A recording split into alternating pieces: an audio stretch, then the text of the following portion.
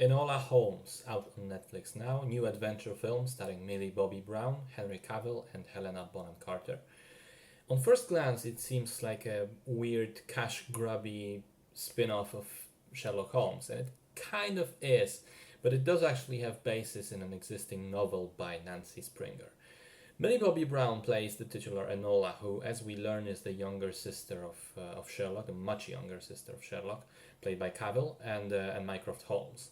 After the brothers left the countryside home for their respective careers in London, Enola was left behind and raised by their mother, played by Bonham Carter, raised in the spirit of freedom, adventure, feminism, and all that jazz. On Enola's 16th birthday, the mom suddenly disappears without a trace, and the brothers show up to try and ascertain the situation and help investigate. Sherlock takes it upon himself to find the mom, whereas Mycroft hires a teacher to make a respectable, obedient woman out of Enola. She has her own ideas about that and escapes, following the clues that her mother left in her wake so that she can find her.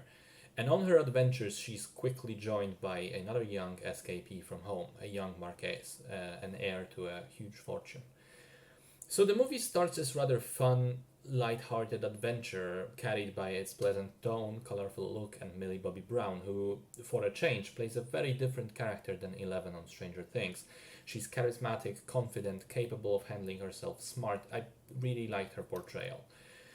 But about as soon as Act 2 starts, with the characters arriving in London, the film takes a hard dive. Suddenly, the storytelling becomes an utter mess, with various threads of the story taking turns in being shown without much thought behind how they mesh together. We switch between Enola searching for her mom, Sherlock and Mycroft looking for her, the young boy's storyline, and some political undertones in terms of the voting process in the UK, and the women's suffrage movement. And it all feels very disjointed and not really engaging.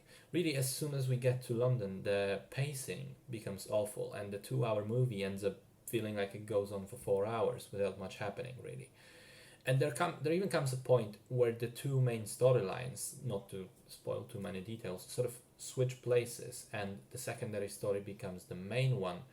But that goes so far as to entirely drop the formerly main plot, only to have it resolve itself magically, automatically at the end of the film. But also not really resolve itself in a way that explains anything, and which is clearly more of a setup for a sequel. I don't know, it just felt very off and awkward to me. The point of this whole rant is that this is a movie that I think had quite a bit of potential between the always great setting of Victorian England, Millie Bobby Brown's charisma, and Henry Cavill as Sherlock, and it ended up being worse and worse with every passing minute. First 20 minutes I thought were decent, the next half hour was so, and all the rest of it was a waste of time in my eyes. Bit of a wasted potential, if you ask me.